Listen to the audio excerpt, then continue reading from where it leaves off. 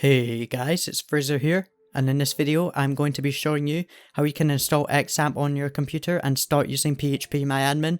So without further ado, let's get straight into the video. Alright, so first things first, you want to come to the XAMPP download page, which I will have a link to in the description, and you want to download XAMPP for your operating system. So I'm on Windows, so I'm just going to click XAMPP for Windows, and this will take you to this page where it will start downloading. So I'm just going to click the keep button and I will see you when it's finished downloading. Okay, so what you want to do is go to your downloads folder and then just double click on the installer, and this will start the installer, so it's just coming up now. And if you get this error message, it's just because you've got the user account control on your computer. So I'll have a link to a video where I tell you how you can deactivate UAC with msconfig. So I've already done that, so I can just ignore this error message. So I'm just going to click OK, and then that brings up the installer here. So I'm just going to click next, and then I'm just going to select all of the components. Obviously, if you don't want something on your computer, then you can just uncheck it.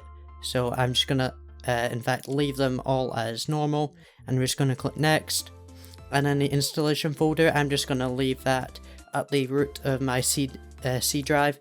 So I'm just going to click next again, and then I don't want the extra Bitnami installers, so I'm just going to uncheck that and click next again, and then now it's going to install to a computer, so I'm just going to click next, and then I will see you once it has finished installing. Okay, so now that the installer has finished, we just want to start the XAMPP control panel, and we want to choose our language. I'm going to choose English. And there, now we have XAMPP installed on our computer. Okay, so now that we are in the XAMPP control panel, what I want to do to launch PHPMyAdmin is just start the Apache web server and start the MySQL server. And now that they are both started, we're just going to go to the admin tab on MySQL, and this will take us to the PHPMyAdmin page. So you can see here we are at localhost /PHPMyAdmin. And to show you that this is working, let's just go and create a database. So we're going to create a database, and let's just call it example.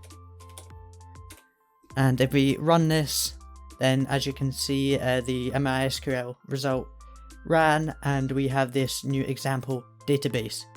So that is how you install XAMPP on your computer and use PHPMyAdmin. So if you could leave a like in the video, that would help a lot. Thanks for watching, and bye bye.